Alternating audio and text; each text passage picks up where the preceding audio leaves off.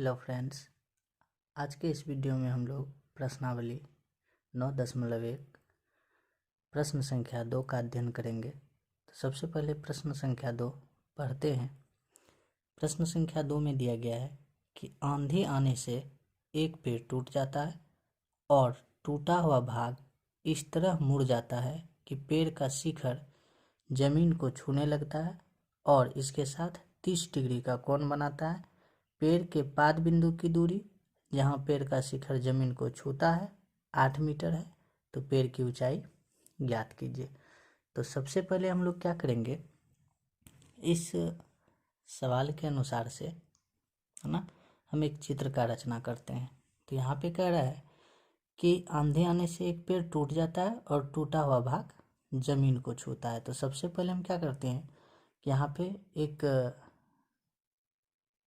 ये जमीन की स्थिति और ये पेड़, चूँकि हमेशा जो है कि 90 डिग्री के एंगल पे ही रहेगा।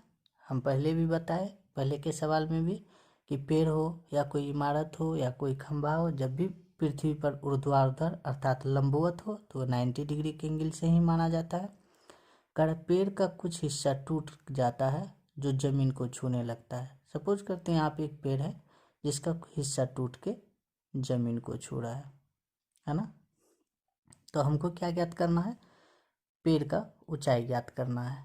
तो यहाँ पे देख रहे हैं ये वाला हिस्सा जो लंबवत था यहाँ से टूट के जमीन को छू रहा है और यहाँ पे कितना डिग्री का, 30 डिग्री का कोण बना रहा है। और साथ ही कह रहा है कि पेड़ के पाद बिंदु से अर्थात जड़ से, आधार से, इसके यहाँ से जहाँ पे इसका शीर्ष जमीन को छूता है इसके बीच की दूरी 8 मीटर दिया गया है ना। तो ये दिया गया है। तो यहाँ पे सबसे पहले लिखते हैं हम यहाँ से ए बी सी, ठीक है। तो यहाँ पे देखेंगे कि कह रहा है कि पेड़ की ऊंचाई ज्ञात कीजिए। तो पेड़ की ऊंचाई ज्ञात कीजिए। तो यहाँ पे देखेंगे हम, ये जो है कि बी सी और यहाँ से सी ए, ये पूरा पेड़ की ऊंचाई हो जाएगा। तो हमको यहाँ पे बी सी भी ज्ञात करना है और सी ए भी ज्ञात करना है और दोनों को जोड़ेंगे तब पेड़ की ऊंचाई ज्ञात होगा।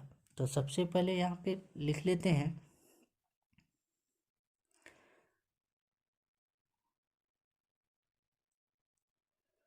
माना कि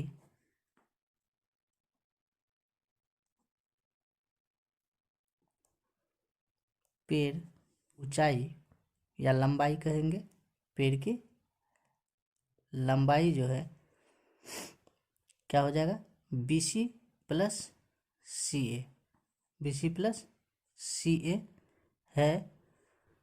साथ ही जो है क्या देख रहे हैं कि कोण ए इज इक्वल टू 30 डिग्री और ए बी बराबर कितना है, 8 मीटर। चूँकि ये सवाल के अनुसार से रचना किए इसलिए मानकर चले हैं कि ये A B B C plus C A ये पेड़ की लंबाई है और जो है कि साथ ही कोण ए 30 डिग्री और ए बी जो है कि 8 मीटर ये दिया गया है। अब हम लोग चलेंगे समकोण त्रिभुज ए बी सी में। तो यहाँ पे चलते हैं समकोण त्रिभुज ए बी सी में। तो यहाँ पे देखेंगे हम, जैसा कि बताए हमको बी सी और सी ए दोनों ज्ञात करना है। तो सबसे पहले हम बी सी ज्ञात कर लेते हैं। तो बी सी चूँकि आधार मेरा दिया गया है, यदि हम इस एंगल से चलेंगे तो आधार मेरा दिया गया है, लंब ज्ञात करना है। तो आधार और लंब ये अनुपात किस में आता है, तो टेन थीटा में आता है। तो हम यहाँ पे कितना लेके चलेंगे, 10 लिखेंगे, 30 डिग्री इज इक्वल टू क्या हो जाएगा, पी अपॉन बी होता है अर्थात लंब बटा आधार होगा। तो लंब मेरा क्या हो जाएगा, बी सी हो जाएगा और आधार ए बी हो जाएगा। तो अब यहाँ पे जो देखेंगे कि 10 जो है 30 डिग्री का वैल्यू कितना हो जाएगा, 1/√3 होता है। और बी सी का वैल्यू नहीं दिया गया है, ए बी का वैल्यू 8 दिया गया है। क्रॉस मल्टीप्लिकेशन करेंगे यहाँ पे तो देखते हैं, यहाँ पे यदि क्रॉस मल्टीप्लिकेशन करेंगे तो क्या प्राप्त होता है। तो √3 गुना बी सी करेंगे तो √3 बी सी हो जाएगा और 8 गुना 1 करेंगे तो 8 हो जाएगा। और BC बराबर क्या निकल जाता है मेरा 8/√3। इसलिए BC हमको ज्ञात हो गया।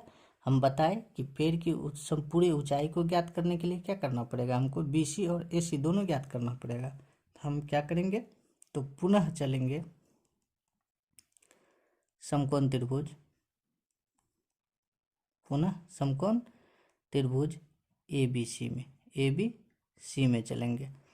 तो अब यहाँ पे देखेंगे कि पुनः समकोण त्रिभुज ABC में देखेंगे कि क्या निकल के आता है। तो अब यहाँ पे आधार देख रहे हैं, हालांकि लंब भी अब निकल चुका है। तो यहाँ पे आधार देख रहे हैं, दिया गया है कर्ण ज्ञात करना है, कर्ण ज्ञात करना है। तो यहाँ पे देख रहे हैं कि आधार और कर्ण का अनुपात किस में आता है, या आधार लंब या कर्ण भी ले सकते हैं। तो यहाँ पे देखेंगे कि आधार और कर्ण को हम लेकर चलते हैं। तो कर्ण और आधार ये कॉस में आता है। तो हम लोग यहाँ पे चलेंगे कॉस 30 डिग्री बराबर। तो कॉस 30 डिग्री बराबर क्या हो जाएगा B/H, अर्थात लंब आधार बटा कर्ण होता है। तो आधार मेरा AB है, या BA करेंगे या AB, और कर्ण मेरा क्या है CA। तो अब यहाँ पे देखेंगे कि 30 डिग्री का वैल्यू कितना हो जाता है, कॉस 30 डिग्री का वैल्यू √3/2 ये होता है। अब यहाँ पे AB का वैल्यू 8 है, और CA ये तो ज्ञात ही करना है।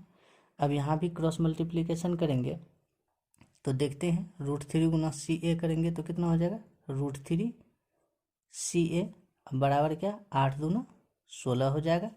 इस प्रकार से CA बराबर ये गुना से भाग के रूप में 16√3 हो जाता है। तो हमको CA और BC ये ज्ञात हो गया। तो एक बार चित्र को हम देख लेते हैं। यहाँ पे देख रहे हैं चित्र कि BC और CA ज्ञात हो गया। तो पेड़ जो है कि ये वाला हिस्सा ऊपर जो लंबवत था यहीं से ये टूट के यहाँ जमीन को छू रहा है। तो पेड़ की ऊंचाई ज्ञात करना है। तो यहाँ से हमको ये वाला भाग और यहाँ से लेके यहाँ तक दोनों भाग को जोड़ना पड़ेगा। तो अब हम लिखेंगे, यहाँ पे हम लिख भी दिए, पेड़ की लंबाई BC + CA हो जाएगा। पर में देख रहे हैं। तो यहाँ पे जो है अब हम लिखेंगे कि अतः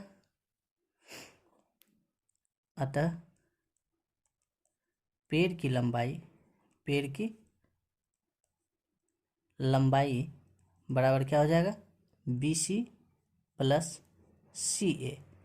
तो यहाँ पे जो है कि BC कितना निकला है मेरा 8/√3, और जो है कि CA ये 16/√3 निकला है। अब यहाँ पे √3 और √3 का एलसीएम लेंगे तो कितना हो जाएगा मेरा √3 हो जाएगा, और यहाँ पे 8 + 16 भिन्न का जोड़ करेंगे दोनों में तो 16 8 24/√3 निकलता है। अब यहाँ पे हर का परिमेयकरण भी कर सकते हैं। तो हर का परिमेयकरण करेंगे तो हम √3/√3 कर सकते हैं। तो बराबर मेरा क्या निकल के आता है 24 गुना √3 करेंगे तो 24√3 हो जाएगा, और नीचे में 3 गुना √3 करेंगे तो 3 हो जाएगा। तो 3 से ये कट जाएगा 8 बार में। तो मेरा क्या निकल के आया 8√3 मीटर। ये पेड़ की लंबाई देख रहे हैं, ये निकल के आया 8√3 मीटर। ये हो गया मेरा आंसर। वीडियो अच्छा लगे तो लाइक कीजिए, शेयर कीजिए, और चैनल पे नए हैं तो सब्सक्राइब कीजिए। मिलते हैं नेक्स्ट वीडियो के साथ, तब तक के लिए जय हिंद।